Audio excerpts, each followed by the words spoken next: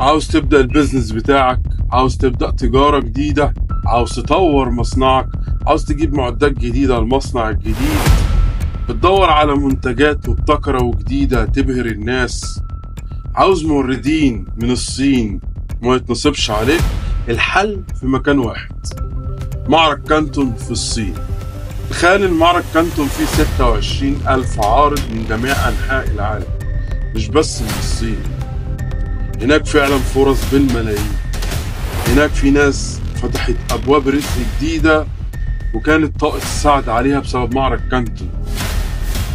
انت معانا مش من مجهول، يعني بننظم الرحلة من 2014. احتجت مترجم بنوفر لك، احتجت شركة شحن بنوفر لك عن تجربة 10 سنين. السفر ممكن يكون صعب، مش سهل قوي، بس معانا كل حاجة بأمر الله سهلة.